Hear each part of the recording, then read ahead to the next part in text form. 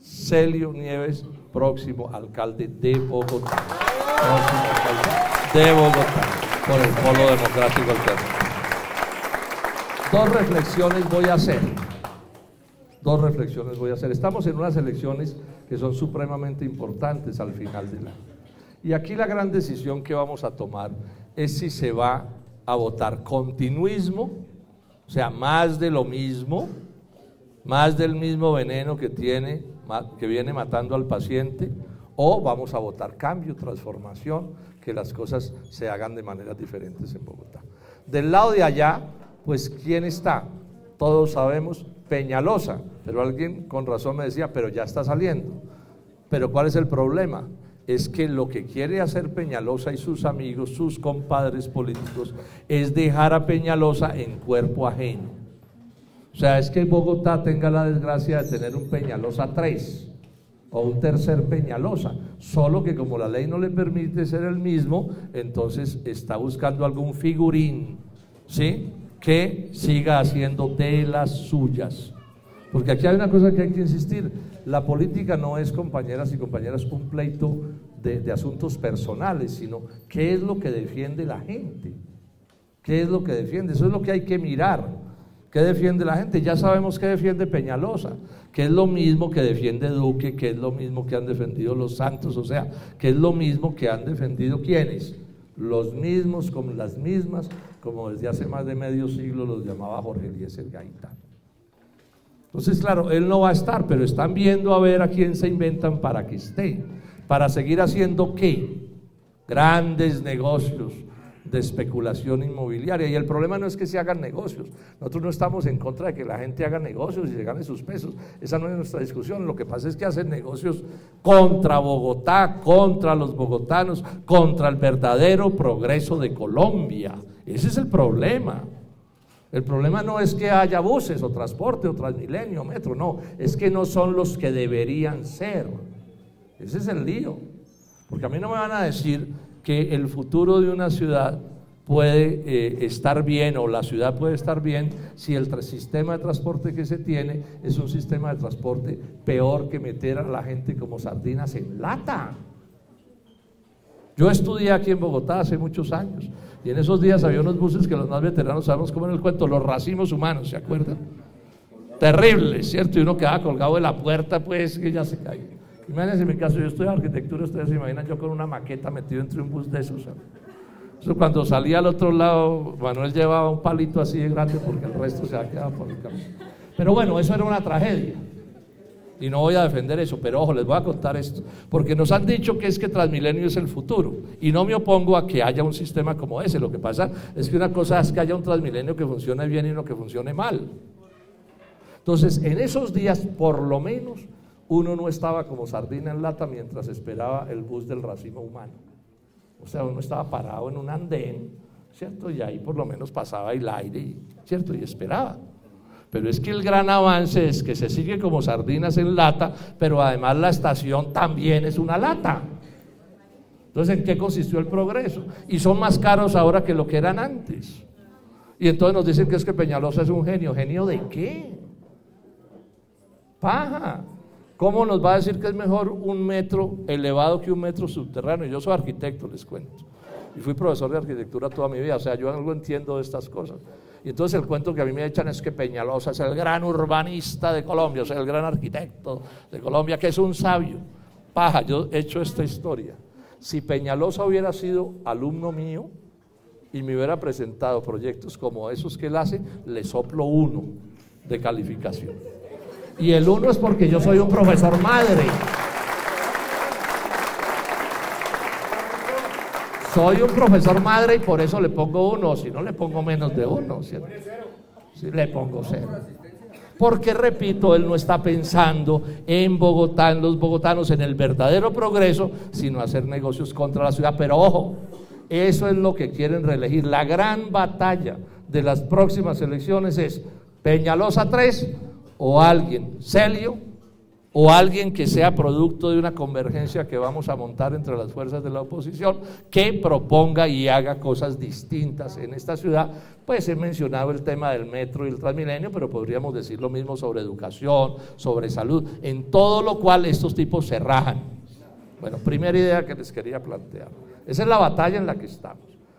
Segunda idea que les quiero plantear, es obvio que a quien elijamos como alcalde necesita una guardia pretoriana, ¿sí?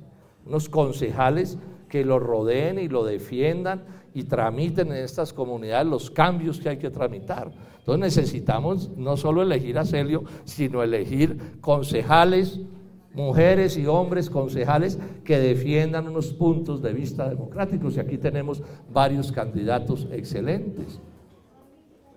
Me voy a detener en Mechas, que es de aquí. Él tiene una característica que es muy importante, lo mismo que Carlos. Ustedes saben que aquí tuvimos una situación que uno lamenta y que ojalá no hubiera ocurrido, pero ellos, con todo valor civil, se pararon y dijeron: de aquí no nos movemos. No importa que nos pinten pajaritos de oro, pero nosotros somos es de esta causa. Nosotros defendemos son ideas. Entonces el que se quiera ir está libre de hacerlo, pero aquí nos quedamos, denos el agua a donde nos dé. Valientes como esos son los que nosotros necesitamos en las corporaciones. Y entonces la idea de ser muy breve, paso al tercer aspecto que quiero mencionar. ¿Cuál fue la importancia de que Mechas y que Carlos y todos ustedes se quedaran aquí? ¿Por qué esto es tan importante? Lo voy a explicar de esta manera. Hace muchos años alguien, amigo mío, estuvo en una reunión con otros amigos míos, todos de esta causa de la lucha. Yo llevo en esta causa toda la vida. Y entonces en esa conversación hace muchos años empezó una discusión: ¿cuál es el peor problema de los colombianos? Entonces uno decía: no, la educación, porque sin educación uno tiene futuro, listo. El otro decía: no, la salud, porque si uno se muere pues tampoco tiene futuro, ¿sí? No, el desempleo, porque si usted no tiene ingreso está en la olla. Y así cada uno dio razones todas ciertas, porque aquí se sufre por todo. Es una especie de país martirio, suplicio.